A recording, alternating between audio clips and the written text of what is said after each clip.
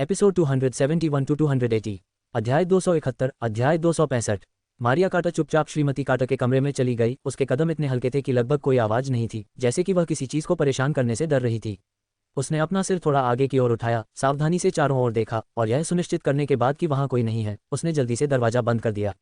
उसके चेहरे पर चालाक गर्व की झलक थी, उसके होंठ थोड़े मुड़े हुए थे, आंखें उत्साह से चमक रही थीं, मानो उसने अभी अभी कुछ उल्लेखनीय कार्य पूरा किया हो। माँ देखो, भैया और भाभी अंदर गए हैं। 1 घंटा हो गया है और अंदर कोई हलचल नहीं हुई है। मेरी योजना सफल होने की पूरी संभावना है। मारिया ने अपनी आवाज धीमी कर दी, उसके स्वर में उत्साह का भाव था। बोलते समय वह अपने हाथों से इशारे कर रही थी, जिससे वह कुछ हद तक सजीव लग रही थी। श्रीमती कार्टर खिड़की के पास सोफे पर बैठी थी, उनके हाथ में एमिली पार्कर का तलाक का समझौता पत्र था। उनकी आंखें कुछ विचलित थीं, ऐसा लग रहा था जैसे वे कुछ सोच रही हों। मारिया की बातें सुनकर उसने ऊपर देखा, उसकी निगाहों में संदेह का भाव था। वह थोड़ी चिंतित लग रही थी। क्या ये सचमुच काम किया? श्रीमती कार्टर ने अनिश्चितता के भाव के साथ कहा। ये देखकर मारिया ने तुरंत अपनी पीठ सीधी की, अपनी छाती थपथपाई, उसका चेहरा आत्मविश्वास से भरी मुस्कान से भर गया। माँ निश्चिंत रहो, जब मैं इस केस में शामिल हो जाऊंगी तो मेरे भाई और भाभी निश्चित रूप से तलाक नहीं लेंगे। उसकी आवाज़ में एक निर्विवाद दृढ़ता थी, मानो वह किसी ऐसी बात के बारे में बोल रही हो जो पहले से ही तय हो चुकी हो। एमिली ने कभी नहीं सोचा होगा कि उसका तलाक का समझौता कार्लोस को देखने से पहले ही मारिया को पता चल जाएगा। संयोग की बात करें तो उस दिन मारिया एमिली से उसका होमवर्क पूछने आई थी और उसने अनजाने में देखा कि उसकी भाभी के चेहरे पर कुछ अजीब सा भाव था। एमिली का चेहरा थोड़ा पीला पड़ गया था, उसकी भौहें चिंता से सिकुड़ी हुई थीं और उसकी निगाहें कुछ कुछ टालमटोल वाली थीं। मारिया को तुरंत अंदाजा हो गया कि कुछ गड़बड़ है और उसने एमिली के बाथरूम जाने पर मौके का फायदा उठाया। एक जिज्ञासु बिल्ली की तरह उसने जल्दी से एमिली की मेज की दराज में हाथ डाला। जब उसने तलाक का समझौता देखा तो उसकी आंखें अविश्वास से चौड़ी हो गईं, मानो उसने किसी अकल्पनीय चीज का सामना किया हो, और उसने जल्दी से समझौता लिया और श्रीमती कार्टर को खोजने से पहले उसे छिपा दिया। जब श्रीमती कार्टर को समझौता पत्र मिला तो उनके चेहरे पर तुरंत गंभीरता छा गई। उन्होंने ओलिवर रॉस को देखा, जिसके पास एमिली पार्कर और कार्लोस के बीच हुए विवाह समझौते को अनिच्छा से बताने के अलावा कोई विकल्प नहीं था। उस विवाह समझौते के अलावा श्रीमती कार्टर और मारिया की नज़र में एमिली पार्कर और कार्लोस स्वर्ग में बनी जोड़ी थे। शादी के बाद के महीनों में कार्लोस काफी बदल गया था और ऐसा नहीं था कि एमिली के लिए उसके मन में कोई भावना नहीं थी। हर बार जब श्रीमती कार्टर उन्हें एक साथ देखती थी तो उन्हें एक हल्की गर्मजोशी का एहसास होता था। फिर भी एमिली कुछ छुपाती हुई प्रतीत होती थी, जिससे वह कभी कभी अलग थलग दिखाई देती थी। जहां तक रेनी वाइट का सवाल है, न तो श्रीमती कार्टर और न ही मारिया ने उसे स्वीकार किया। उनकी नज़र में रेनी एक दुर्भावनापूर्ण तीसरा पक्ष मात्र था जो कार्लोस के लिए पूरी तरह से अयोग्य था। इस पर विचार करने के बाद मारिया के चतुर दिमाग ने संरक्षण समझौते का विचार सामने रखा। उसने सोचा कि इस तरह वे एमिली को अपने साथ रख सकेंगे और कार्लोस को पद छोड़ने का रास्ता दे सकेंगे, जिससे संभवतः उनका रिश्ता और भी गहरा हो जाएगा। लेकिन क्या ऐसा करना एमिली के प्रति अन्याय नहीं होगा? श्रीमती कार्टर ने आह भरी, उनकी आवाज़ में असहायता और अपराधबोध की झलक थी। वह बहुत समय से एमिली से ऐसे प्यार करने लगी थी जैसे वह उसकी अपनी बेटी हो। अगर कोई उसकी बेटी को इस तरह परेशान करता तो वह पहला मौका मिलते ही उसके बचाव में खड़ी हो जाती। श्रीमती कार्टर के चेहरे पर चिंता के भाव थे, उनकी आंखों में दर्द था, मानो वे एमिली की स्थिति को लेकर बहुत परेशान थीं। अपनी माँ की बातें सुनकर मारिया की आंखों में हल्का सा धुंधलापन आ गया, लेकिन उसने जल्दी ही अपना संकल्प वापस पा लिया। वह श्रीमती कार्टर के पास गई, उनका हाथ धीरे से पकड़ा, उनकी आवाज़ में शांति थी। माँ चलो एक बार और कोशिश करते हैं। इसे भाई को एक और मौका देने जैसा समझो। अगर भाई ने एक बार फिर भाभी का दिल तोड़ा तो उसे भाभी से कुछ कहने की जरूरत नहीं पड़ेगी, हम उसके साथ खड़े रहेंगे और उसे बाहर निकाल देंगे। वह दृढ़ता से बोली, उसकी आवाज़ में निर्विवाद दृढ़ संकल्प था जो उसके निर्णय को दर्शाता था। श्रीमती कार्टर ने अपनी बेटी की बातें सुनी, सिर हिलाया, उनकी आंखों में संतुष्टि की झलक थी। उसने आह भरी और अंततः अपनी बेटी के विचार से सहमत हुई। ठीक है, चलो तुम्हारे भाई को एक और मौका देते हैं, लेकिन इस बार यदि यह काम नहीं करता है तो हम इसे और अधिक समय तक नहीं खींच सकते। अपनी माँ को सहमत देखकर मारिया के चेहरे पर राहत भरी मुस्कान आ गई। उसने अपनी माँ का हाथ थपथपाया, उसके स्वर में चंचलता झलक रही थी। मैंने अपनी तरफ से सब कुछ तय कर लिया है माँ, अब आपकी बारी है कि आप सुनिश्चित करें कि भाई और भाभी अपने रिश्ते को गहरा करने के लिए एक साथ अधिक समय बिताएं। उसने पलकें झपकाईं, उसकी आंखों में शरारत का भाव था, मानो वह चुपचाप अपनी माँ की अगली योजना का अनुमान लगा रही हो। श्रीमती कार्टर के चेहरे पर भी हल्की मुस्कान दिखी। वह जानती थी कि यद्यपि उनकी योजना कुछ जोखिम भरी थी, फिर भी यह वास्तव में इस रिश्ते को बचा सकती थी। उसने धीरे से अपना सिर हिलाया। ठीक है, मैं इसकी व्यवस्था करने की पूरी कोशिश करूंगी। अध्याय 272। अध्याय 266। एमिली और कार्लोस एक साथ नीचे चले गए। कल रात समझौते पर बेतरतीब ढंग से हस्ताक्षर करने के बाद उन्होंने चुपचाप पिछले मामलों को नहीं उठाया, जैसे कि रेनी वाइट की उथल पुथल कभी हुई ही नहीं थी। भोजन कक्ष में इवान पामर पहले से ही मेज के एक छोर पर बैठे थे और अपने फोन पर समाचार देख रहे थे। एमिली और कार्लोस को एक साथ देखकर उसकी निगाहें थोड़ी धुंधली हो गईं और अनजाने में उसके होंठ आपस में चिपक गए। उन्होंने शुरू में सोचा था कि रेनी वाइट से जुड़ी खबर के बाद एमिली और कार्लोस निश्चित रूप से तलाक ले लेंगे। आखिरकार एमिली ने अब इतने सारे शेयर हासिल कर लिए थे और कार्टर क्लान ग्रुप में उसकी स्थिति इतनी सुरक्षित हो गई थी कि कार्लोस की अब कोई आवश्यकता नहीं रह गई थी। फिर भी उसके सामने जो दृश्य था वह चौंकाने वाला था। न केवल उनका तलाक नहीं हुआ था, बल्कि ऐसा लग रहा था कि उनके बीच सुलह हो गई है। कार्लोस के चेहरे पर हल्की सी मुस्कान थी, उसकी आंखों में खुशी का भाव था, जिससे इवान पामा को अंदर से और भी असहज महसूस हो रहा था। एमिली की निगाहें एक क्षण के लिए श्रीमती कार्टर और मारिया के चेहरों पर टिकी रहीं। श्रीमती कार्टर ने हल्के बैंगनी रंग का चियोंगसम पहना हुआ था, वे सुरुचिपूर्ण और गरिमा में दिख रही थी। उनके चेहरे पर एक सौम्य मुस्कान थी, हालांकि उनकी आंखों में गहरे अर्थ छिपे हुए थे। हमेशा की तरह मारिया कार्टर ने एमिली को प्यार से अपनी भाभी कहा और उसे अपने पास बैठा लिया। एमिली ने गुप्त रूप से अनुमान लगाया कि किसने उसके तलाक के समझौते को बदल दिया था। उसने सोचा कि यह संभवतः मारिया कार्टर है। वह छोटी लड़की अपने कार्यों में काफी विचित्र और साहसी थी, लेकिन श्रीमती कार्टर भी इस बात से अवगत थी। अकेले मारिया ऐसा करने का साहस नहीं कर सकती थी। इस तरह एमिली ने खुद को काफी दुविधा में पाया। ओल्ड मास्टर कार्टर और श्रीमती कार्टर दोनों ही उसके प्रति बहुत दयालु थे, खासकर इसलिए क्योंकि ओल्ड मास्टर कार्टर अभी भी कोमा में थे। वह वास्तव में इस समय कुछ भी कष्टदायक नहीं करना चाहती थी। एमिली ने मन ही मन आह भरी, उसकी निगाहें थोड़ी धुंधली हो गईं। उसे एहसास हुआ कि तलाक के मामले को केवल अस्थायी रूप से ही टाला जा सकता है। एमिली अभी खाने की मेज के पास बैठी ही थी कि श्रीमती कार्टर बोलीं। उसकी आवाज़ नर्म और शांत थी, जिसमें चिंता का भाव था। एमिली, ओलिवर रॉस ने कल रात मुझे अपना इस्तीफा सौंप दिया। उन्होंने कहा कि व्यक्तिगत कारणों से वह अब आपके सहायक सचिव के रूप में काम नहीं कर सकते। श्रीमती कार्टर की आवाज़ भोजन कक्ष में गूंज रही थी, जो विशेष रूप से स्पष्ट थी। ये सुनकर इवान पामा अंदर से बहुत खुश हुआ। उनके विचार में एमिली कल बोर्ड बैठक में केवल इसलिए दृढ़ बनी रही क्योंकि उन्हें अनुभवी ओलिवर रॉस का समर्थन प्राप्त था। अब ओलिवर रॉस के इस्तीफा देने के साथ एमिली ने अचानक अपना सबसे योग्य सहयोगी खो दिया, जिससे वह कार्टर कबीले समूह के भीतर काम करने में असमर्थ हो गई।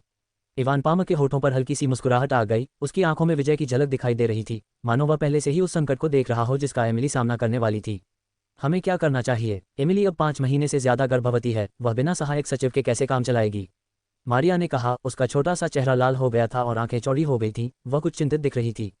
उसके छोटे हाथों ने स्कर्ट के किनारे को कसकर पकड़ रखा था। उसकी आंखें चिंता से भरी हुई थीं, मानो उसे डर हो कि ओलिवर रॉस के इस्तीफे के कारण एमिली मुश्किल में पड़ जाएगी। एमिली ने कार्लोस की ओर देखा, जिसकी हरकतें थोड़ी रुक गईं। उसके स्टेक को काटने वाला चाकू और कांटा भी रुक गया। उसके चेहरे पर कुछ आश्चर्य दिखाई दे रहा था। जाहिर है, उसे ओलिवर रॉस के इस्तीफे के बारे में पता नहीं था। कार्लोस की भौहें थोड़ी सिकुड़ गईं, उसकी आंखों में संदेह और चिंता के भाव झलक रहे थे। उसने अपना सिर उठाया, उसकी निगाहें क्षण भर के लिए इवान पामा पर टिक गईं, एक जांचपूर्ण, संदिग्ध नजर से। उन्हें संदेह था कि क्या यह मामला इवान पामा से संबंधित है, क्योंकि इवान पामा हमेशा एमिली की स्थिति से असंतुष्ट रहा था। फिर भी कार्लोस को यह भी पता था कि अब वह बोर्ड का हिस्सा नहीं है, तथा ऐसे महत्वपूर्ण कार्मिक परिवर्तनों पर उसका कोई अधिकार नहीं है। वह थोड़ा सा भौचक्का हो गया, ऐसा लग रहा था जैसे वह कुछ सोच रहा हो। इवान पामा ने मारिया के शब्द सुने और उसके होठों पर प्रसन्नता की एक और अनजानी मुस्कान उभर आई। उन्होंने मुस्कुराते हुए जवाब दिया, अगर एमिली यह काम नहीं संभाल सकती तो मेरे सचिव को ये काम संभालने दीजिए। वह बहुत सक्षम है और निश्चित रूप से बोर्ड को निराश नहीं करेंगे।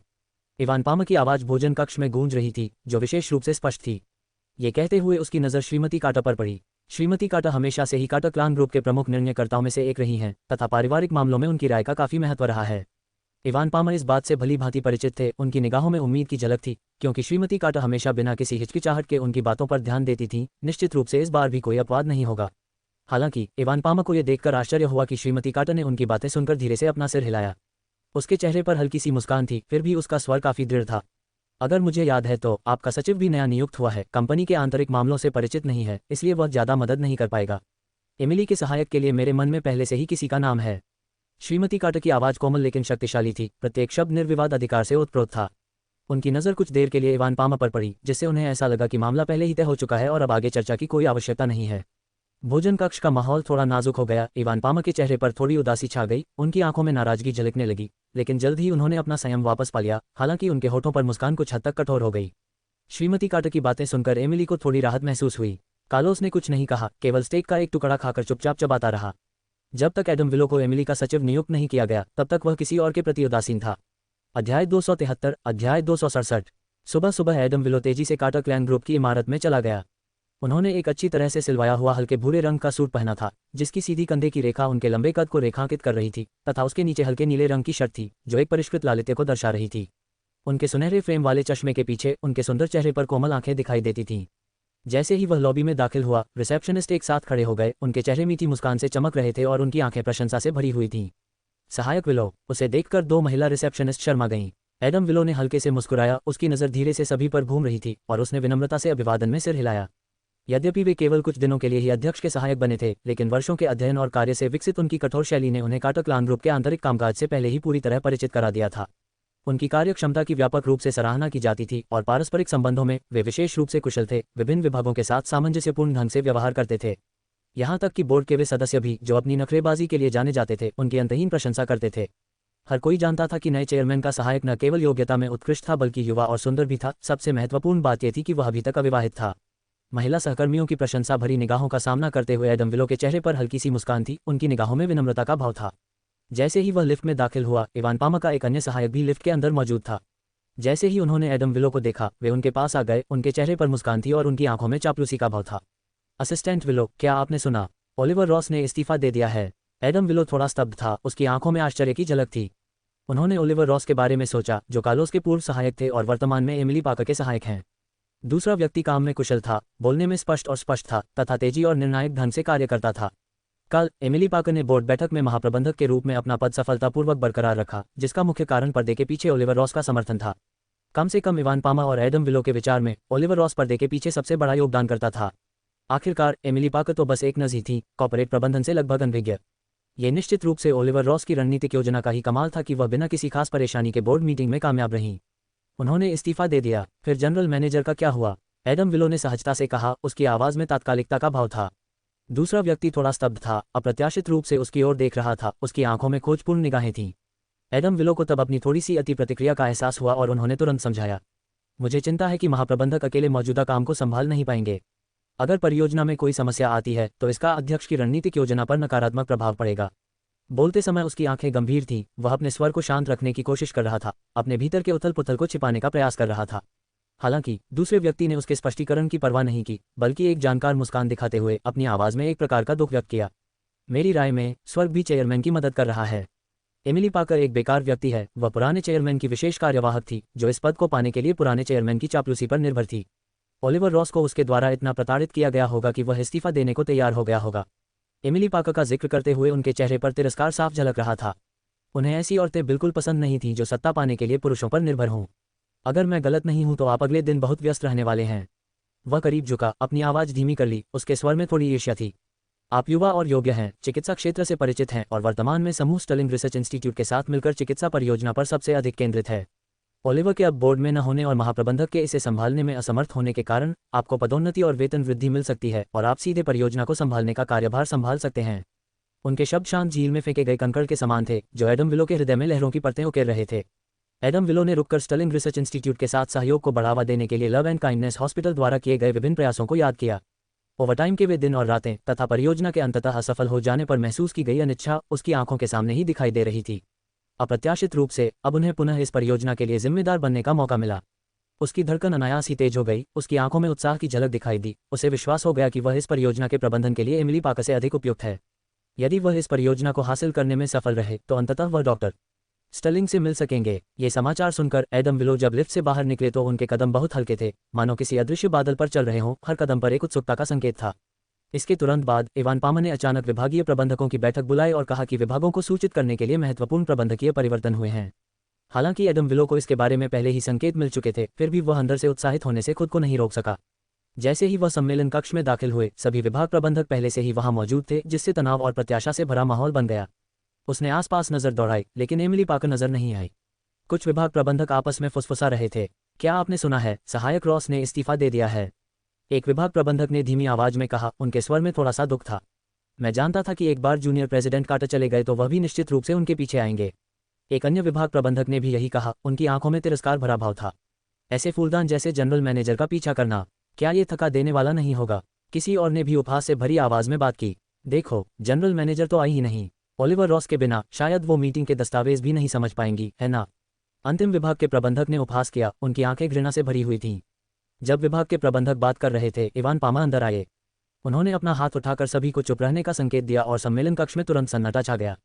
अब तक सभी को पता चल गया होगा कि सहायक रॉस ने इस्तीफा दे दिया है। इवान पामा की आवाज़ गहरी और शक्तिशाली थी, जो सम्मेलन कक्ष में गूंज रही थी। वह कंपनी के पुराने कर्मचारी थे और कई बड़ी परियोजनाओं के लिए जिम्मेदार थे। उनका इस्तीफा हमारे लिए एक बड़ी क्षति है। भले ही वह चले गए हैं, लेकिन उनकी परियोजनाओं को अभी भी प्रबंधन के लिए किसी की आवश्यकता है। ये कहते हुए इवान पामा रुक गए, उनकी नज़र सम्मेलन कक्ष में घूमकर अंततः एडम विलो पर पड़ी। एडम विलो अपनी छाती को थोड़ा सा सीधा करने से खुद को नहीं रोक सका। उसकी आंखों में उत्सुकता के भाव थे, मानो वह किसी महत्वपूर्ण फैसले का इंतजार कर रहा हो। इसी समय सम्मेलन कक्ष का दरवाजा अचानक से खुल गया। सभी की निगाहें प्रवेश द्वार की ओर मुड़ गईं और एमिली पाकर अंदर आईं। उसने एक साधारण सफ़ेद शर्ट पहन रखी थी, जिसके नीचे काले रंग की सीधी पतलून थी, जिससे वह सक्षम और कुशल दोनों दिख रही थी। उसके चेहरे पर एक हल्की सी मुस्कान थी जो आसपास की प्रत्यक्ष या अप्रत्यक्ष निगाहों के प्रति उदासीन प्रतीत हो रही थी। अध्यक्ष इवान, मैं व्यक्तिगत रूप से अपने सहायक की पसंद की घोषणा करना चाहता हूँ। एमिली पाकर की आवाज़ स्पष्ट और दृढ़ थी, जिसमें निर्विवाद निश्चितता का स्पर्श था। उसके पीछे एक लंबा व्यक्ति खड़ा था जिसके चेहरे पर एक बेपरवाह मुस्कान थी। कार्लोस। एमिली पाकर ने सबके सामने ये खबर घोषित की, कार्लोस, मेरा नया सहायक। अध्याय 274, अध्याय 268। एमिली पाकर की आंखों में बेबसी के भाव थे। उसने कभी उम्मीद नहीं की थी कि एक दिन ऐसा आएगा जब कार्लोस उसका विशेष सहायक बन जाएगा। नाश्ते के दौरान ही उसे ओलिवर रॉस के इस्तीफे की खबर मिली।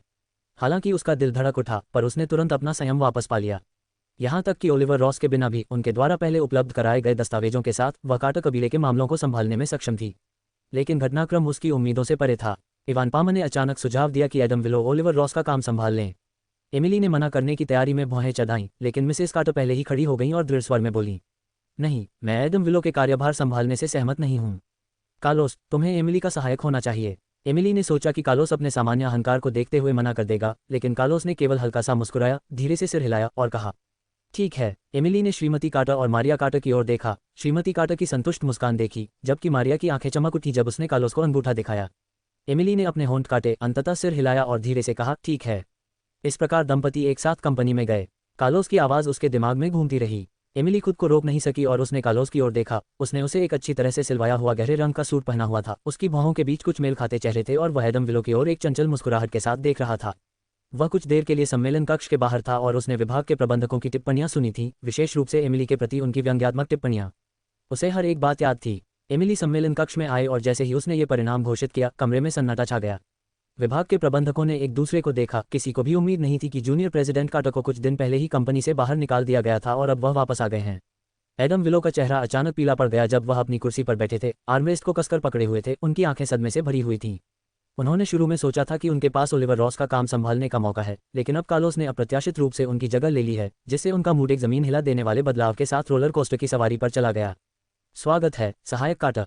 एडम विलो ने तुरंत अपना संयम वापस पा लिया। सबसे पहले खड़े हुए, उनका चेहरा मुस्कुराहट से भरा हुआ था और वे तेजी से आगे बढ़ गए। उसकी मुस्कान में एक जानबूझकर की गई गर्मजोशी झलक रही थी, हालांकि उसकी आंखें हल्की सी झपक रही थीं। कार्लोस ने अपनी भौं थोड़ी सी ऊपर उठाए। उसके मुंह के कोने स्पष्ट रूप से मुड़े हुए थे और मन ही मन सोच रहा था, इस एडम विलो ने निश्चित रूप से कुछ प्रगति की है। कार्लोस भी मुस्कुराया, हल्के से बोला, असिस्टेंट विलो, आप बहुत दयालु हैं। अब से हम दोनों असिस्टेंट हैं। हमें और ज्यादा सहयोग करना होगा। उन्होंने अपना हाथ बढ़ाया और एडम विलो से कसकर हाथ मिलाया। उनका हाथ मिलाना सामान्य लग रहा था, लेकिन जब उनकी आंखें मिली तो केवल उन्हें ही तीव्र तनाव का एहसास हुआ।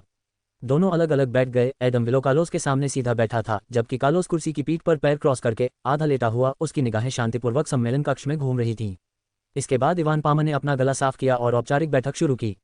सभी को पहले से ही पता होना चाहिए कि कार्टर परिवार के पास हाल ही में आगे बढ़ाने के लिए कई परियोजनाएं हैं। इवान पामर की आवाज़ धीमी और शक्तिशाली थी, जो विशेष रूप से गंभीर लग रही थी। उन्होंने वहां उपस्थित सभी लोगों पर नजर डाली और थोड़ा सा सिर हिलाया। सबसे महत्वपूर्ण ईस्टर्न हॉस्पिटल और स्टर्लिंग रिसर्च इंस्टीट्यूट के साथ त्रिपक्षीय सहयोग है। इवान पामर रुके, फिर बोले, कार्टर परिवार में ये परियोजना हमारे लिए बहुत महत्वपूर्ण है। यह न केवल कंपनी के भविष्य के विकास से संबंधित है, बल्कि साझेदारों के साथ हमारे दीर्घकालिक संबंधों से भी जुड़ा है। इसलिए मुझे उम्मीद है कि हर कोई अपना सर्वश्रेष्ठ प्रयास कर सकेगा। उन्होंने एडम विलो को संबंधित दस्तावेज वितरित करने का संकेत दिया। एडम विलो खड़ा हुआ, दस्तावेजों का ढेर उठाया और कुशलतापूर्वक उन्हें एमिली और प्रत्येक विभाग प्रबंधक को वितरित कर दिया। एमिली ने दस्तावेज स्वीकार कर लिए। उसकी नज़रें उन पर केंद्रित हो गईं और वह उन्हें पलटने लगी। उसकी भौहों पर चिंतन का भाव था। ऐसा प्रतीत हो रहा था कि वह इस परियोजना के प्रत्येक विवरण पर विचार कर रही थी। कार्लोस ने दस्तावेज भी ले लिए और सम्मेलन कक्ष में सन्नाटा छा गया। केवल पन्नों को पलटने की हल्की आवाज़ हवा में गूंज रही थी। ब्लैकस्टोन ग्रुप के साथ सहयोग, मैंने इसके बारे में पहले कभी नहीं सुना था। एमिली ने तेजी से दस्तावेजों पर नजर डाली। उसकी भौहें तेजी से सिकुड़ गईं। उसने अपनी भौहों को थोड़ा सा सिकुड़ा। उसकी आंखों में एक जटिल रोशनी चमक उठी, क्योंकि उसे कुछ अप्रिय अनुभव याद आ रहे थे। एमिली की उलझन देखकर इवान पामर ने शांति से कहा, यह मामला मैनेजर पाकर के आने से पहले प्रस्तावित किया गया था, इसलिए यह आश्चर्य की बात नहीं है कि आप अनजान हैं। ब्लैकस्टोन के बारे में तो सभी ने सुना होगा, है ना? इसे अंतर्राष्ट्रीय स्तर पर प्रसिद्ध एक सुपर मेगा उद्यम माना जाता है। वह रुका। उसकी आवाज़ में गर्व का भाव था, मानो वह ब्लैकस्टोन ग्रुप के महत्व पर जोर दे रहा हो। जिन कंपनियों में यह निवेश करता है वे अनगिनत सफल होती हैं। इस बार हमें ब्लैकस्टोन द्वारा चुना गया, जिसका श्रेय सहायक विलो के सावधानीपूर्वक तैयार किए गए परियोजना प्रस्ताव को जाता है। ये कहते हुए इवान पामर ने एमिली की ओर अर्थपूर्ण दृष्टि से देखा। उसके मुंह के कोने थोड़े उठे हुए थे। उसकी आंखों में तिरस्कार का भाव था, मानो कह रहा हो, एक छोटी नज़र में कितनी अंतर्दृष्टि हो सकती है। यदि एडम विलो का विचार न होता तो इवान पामर ने ब्लैकस्टोन ग्रुप के बारे में नहीं सोचा होता, और ब्लैकस्टोन के साथ संपर्क हमेशा गुप्त रहा था। यहाँ तक कि ओलिवर रॉस को भी इसकी जानकारी नहीं थी। बेशक एमिली पाकर ने ब्लैकस्टोन ग्रुप के बारे में सुना था और वह कई बार इसके पर्दे के पीछे के बॉस से प्रत्यक्ष और अप्रत्यक्ष रूप से मिली भी थी। दोनों को पुराना दुश्मन माना जाता था, हालांकि वे कभी मिले नहीं थे। वह ब्लैकस्टोन ग्रुप की शैली को बहुत अच्छी तरह से जानती थी, साहसिक कदम, सबसे ऊपर लाभ तथा अंतर्राष्ट्रीय उद्यम पूंजी क्षेत्र में एक दिग्गज के रूप में कुख्यात। इसके साथ साझेदारी करने वाले कार्टर कबीले को पूरी तरह से निगल जाने की संभावना है। एमिली का चेहरा काला पड़ गया, उसने अपना सिर उठाया, उसकी निगाहें इवान पामर की ओर देखते हुए दृढ़ थी, उसका स्वर शांत और निर्णायक था। मैं असहमत हूँ। उसकी आवाज़ ऊंची नहीं थी, फिर भी वह सम्मेलन कक्ष में गूंज रही थी और उसमें विशेष दृढ़ता दिखाई दे रही थी। विभाग के प्रबंधकों ने एमिली का विरोध सुना और फिर से कानाफूसी शुरू कर दी। सम्मेलन कक्ष अचानक हल्की भिनभिनाहट की आवाज़ों से भर गया और सभी की निगाहें एकमत होकर एमिली पाकर पर टिक गईं। इवान पामर का चेहरा गंभीर हो गया, उसकी आंखों में नाराजगी की एक झलक उभर आई। उसने थोड़ा भौहें चढ़ाई, मन ही मन सोचा, यह एमिली पाकर वास्तव में यहाँ की नहीं है। इवान ने अपना गला साफ किया, उसके स्वर में गंभीरता का भाव था। मैनेजर पाकर, आप किस आधार पर असहमत हैं? समूह के पास हर साल बहुत सारी परियोजनाएं होती हैं, निवेश निधि सीमित है और स्टर्लिंग रिसर्च इंस्टीट्यूट द्वारा प्रस्तावित वित्तपोषण आवश्यकता हमारे समूह के बजट से अधिक है। इस समय तीसरे पक्ष के सहयोग को शामिल करना सबसे अच्छा समाधान है। वह रुका और बोला, ब्लैकस्टोन ग्रुप की ताकत सर्वविदित है, उनका निवेश न केवल वित्तीय समस्या का समाधान कर सकता है बल्कि परियोजना में अधिक संसाधन और अवसर भी ला सकता है। अध्यक्ष पामर, हम तीसरे पक्ष को शामिल कर सकते हैं लेकिन ब्लैकस्टोन को नहीं। एमिली की आवाज़ शांत और दृढ़ रही, इवान की नज़र से मिलते हुए। क्या आपने ब्लैकस्टोन ग्रुप पर गौर किया है? क्या आप जानते हैं कि पिछले दशक में इसने कितनी कंपनियों को कम दाम पर खरीदा और अधिक दाम पर बेचा है? इसके कारण कितने कर्मचारियों को नौकरी से निकाल दिया गया, कितनी कंपनियां दिवालिया हो गईं? एमिली के शब्द बम की तरह थे, जिससे सम्मेलन कक्ष में तुरंत आग लग गई। विभाग के प्रबंधकों ने एक दूसरे को देखा, एक के बाद एक फुसफुसाती आवाजें उठने लगीं और सम्मेलन कक्ष में हलचल मच गई। उन्हें उम्मीद नहीं थी कि एमिली ब्लैकस्टोन ग्रुप से इतने सीधे सवाल पूछेगी और न ही उन्हें उम्मीद थी कि उसकी समझ इतनी गहरी होगी। इवान पामर के चेहरे के हाव भाव में अचानक परिवर्तन आ गया। उसने एमिली से इतनी दृढ़ता की उम्मीद नहीं की थी और उसने ये भी नहीं सोचा था कि वह ब्लैकस्टोन समूह की समस्याओं को सीधे तौर पर इंगित करेगी। क्या ये संभव है कि ओलिवर रॉस ने इस्तीफा देने से पहले कुछ सुना हो और एमिली पाकर को प्रासंगिक जानकारी दी हो? वह थोड़ा सा भौचक्का हो गया, उसकी आंखों में नाराजगी की झलक दिखी, लेकिन उसने जल्दी ही अपना धैर्य वापस पा लिया। मैनेजर पाकर, ब्लैकस्टोन ग्रुप की शक्ति को कम करके नहीं आंका जाना चाहिए, उनका निवेश हमारे लिए एक दुर्लभ अवसर है। जहां तक उनकी शैली का सवाल है, मैंने निश्चित रूप से इसके बारे में सुना है, लेकिन मुझे नहीं लगता कि हम कार्टर परिवार की तुलना उन कंपनियों से की जानी चाहिए जो दिवालियापन के कगार पर हैं। एमिली अडिग रही। अध्यक्ष पामर, तो फिर आप कैसे यकीन कर सकते हैं कि कार्टर कबीले को निचोड़कर फेंक नहीं दिया जाएगा? क्या हम उनका अगला शिकार नहीं होंगे? एमिली के शब्दों ने सम्मेलन कक्ष का माहौल और भी तनावपूर्ण बना दिया। सभी विभाग प्रबंधकों ने अपना सिर झुका लिया तथा आसानी से अपनी राय व्यक्त करने का साहस नहीं कर सके। कार्लोस ने अपनी बाहें थोड़ी सी ऊपर उठाईं, उसकी आंखों में थोड़ा आश्चर्य था। उन्होंने यह उम्मीद नहीं की थी कि एमिली ब्लैकस्टोन ग्रुप के बारे में इतना कुछ जानती होगी और न ही उन्होंने यह उम्मीद की थी कि वह इतनी दृढ़ता से इसका विरोध करेगी। उसने अपना सिर थोड़ा झुकाया, उसकी नज़रें एक पल के लिए एमिली पर टिकी रहीं, ऐसा लग रहा था जैसे वह कुछ सोच रहा हो। एमिली, तुम्हारा क्या मतलब है? इवान पामर अचानक उठ खड़ा हुआ, उसकी आंखों में गुस्सा झलक रहा था। क्या आप कह रहे हैं कि हमारे कार्टर कबीले को ब्लैकस्टोन समूह द्वारा हड़प लिया जाएगा? आपके पास क्या सबूत है? एमिली हल्की सी मुस्कुराई, उसकी आंखों में थोड़ी सी निश्चितता थी। अध्यक्ष पामर, मेरे पास कोई सबूत नहीं है, लेकिन मेरे पास सामान्य बुद्धि है। ब्लैकस्टोन समूह की शैली अंतर्राष्ट्रीय स्तर पर लंबे समय से बदनाम रही है। उनके निवेश कभी भी केवल वित्तीय सहायता नहीं होते, बल्कि कॉर्पोरेट नियंत्रण का एक साधन होते हैं। हमारा कार्टर कबीला अब तक कठिनाई से विकसित हुआ है, क्या हम सचमुच एक निवेश के कारण खतरे में पड़ना चाहते हैं? एमिली के शब्दों से सम्मेलन कक्ष में सभी लोग मौन हो गए। इवान पामर की अभिव्यक्ति अप्रत्याशित थी, उसने एमिली से इतना कठोर होने की उम्मीद नहीं की थी और उससे भी कम उसने यह उम्मीद की थी कि वह इतनी तार्किक और उचित रूप से खंडन करेगी। हालांकि कार्लोस की आंखें चमक रही थीं, लेकिन उसने यह उम्मीद नहीं की थी कि एमिली न केवल ब्लैकस्टोन ग्रुप के बारे में इतनी जानकार होगी, बल्कि इतनी शांति से स्थिति का विश्लेषण भी करेगी। तो फिर चलो वोट करें। इवान पामर का रवैया भी दृढ़ था। ये परियोजना एक महत्वपूर्ण चरण पर पहुंच गई है, हम आसानी से हार नहीं मान सकते। इवान की आंखों में तिरस्कार का भाव था। भले ही एमिली असहमत हो तो क्या हुआ, वह और बेकार कार्लोस इस वोट को नहीं बदलेंगे, उसकी जीत निश्चित थी। अध्याय 275, अध्याय 269। सम्मेलन कक्ष में मतदान शुरू हुआ। इवान पामर सम्मेलन की मेज के शीर्ष पर बैठे हुए सभी के भावों को देख रहे थे। उसका चेहरा थोड़ा लाल हो गया, जो स्थिति पर नियंत्रण पाने के गर्व का संकेत था।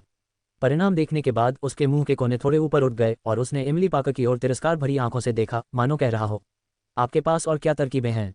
12:1 अल्पमत बहुमत के आगे झुक जाता है। मैनेजर पाकर, अब आपके पास कहने के लिए कुछ नहीं है ना? इवान पामर की आवाज में आत्मसंतुष्टि का भाव था तथा अंत में थोड़ी लय भी थी। एमिली पाकर इवान पामर के दाहिनी ओर बैठी थी और उन्हें इस परिणाम का लंबे समय से अनुमान था। इवान पामर वर्षों से कार्टर कबीले को नियंत्रित कर रहे थे और 10 में से 9 विभाग प्रबंधक उनके लोग थे। कॉन्फ्रेंस रूम में सिर्फ इवान पामर की आवाज गूंज रही थी। एमिली पाकर की नज़र उन सभी विभाग प्रबंधकों पर पड़ी, उनके चेहरों पर सूक्ष्म या स्पष्ट कृतज्ञता झलक रही थी, उनकी आंखें इवान पामर के प्रति विस्मय से चमक रही थीं। वह मन ही मन उपहास कर रही थी, क्योंकि उसे पता था कि तथाकथित हस्त मतदान तो महज एक औपचारिकता थी। इवान पामा ने अपना गला साफ किया, उनका स्वर और भी आश्वस्त था। जहां तक इस सहयोग की बात है, ये कार्टर परिवार के लिए बहुत महत्वपूर्ण है। मैं ब्लैकस्टोन प्रोजेक्ट असिस्टेंट विलो को सौंपने की योजना बना रहा हूँ। कोई आपत्ति तो नहीं है ना? उसकी नज़र हर किसी के चेहरों पर पड़ी। इवान पामा एडम विलो के प्रति ऋणी महसूस करते थे, और अब जबकि एडम कार्टर कबीले में शामिल हो गए थे, वे उन्हें महत्वपूर्ण जिम्मेदारी सौंपने के लिए उत्सुक थे, जिससे उन्हें संगठन के भीतर अधिक अवसर मिल सकें। जहां तक एमिली पाका का सवाल है, इवान पामा ने पहले ही अपना मन बना लिया था। अगर वह महाप्रबंधक भी बन गईं, तो क्या हुआ? वह तो बस नामात्र की थीं। वह उसे जरा भी अधिकार नहीं देगा। उसने मन ही मन सोचा, एक बार एमिली पाका खुद को अलग थलग और बहिष्कृत पालेगी और अंततः इस्तीफा दे देगी तो मिसेस कार्टर के पास कहने को कुछ नहीं बचेगा। विभाग के प्रबंधक इस बात पर सहमत होने ही वाले थे कि कार्लोस ने अचानक ठंडी हंसी उड़ाई। सम्मेलन कक्ष में प्रवेश करने के बाद से ही कार्लोस एक स्थायी व्यक्ति की तरह प्रतीत हो रहे थे, इतने शांत कि इवान पामा भी उनकी उपस्थिति को लगभग अनदेखा कर रहे थे। इस समय उसके हाथ छाती पर बंधे हुए थे, उसका शरीर थोड़ा आगे की ओर झुका हुआ था, उसकी आंखें शांत थीं। इवान पामा को उम्मीद नहीं थी कि कार्लोस अचानक बोल उठेंगे। क्या यह अनुचित नहीं है कि एक नवागंतुक, जो कंपनी में कुछ ही दिनों से है, इतना बड़ा प्रोजेक्ट ले ले? कार्लोस की आवाज़ ऊंची नहीं थी, लेकिन उसमें एक निर्विवाद अधिकार था। उसकी निगाहें इवान पामा पर ब्लेड की तरह घूम रही थीं, उसके मुंह का कोना थोड़ा मुड़ा हुआ था, जिसमें सूक्ष्म उपहास की झलक थी। कार्लोस के सामने बैठे एडम विलो ने यह सुना और अपनी भौहें थोड़ी सिकोड़ लीं, लेकिन चुप रहे।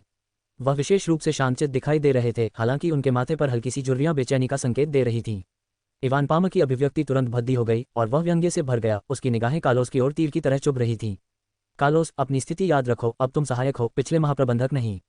आपको इस स्तर की बैठक में बोलने का कोई अधिकार नहीं है।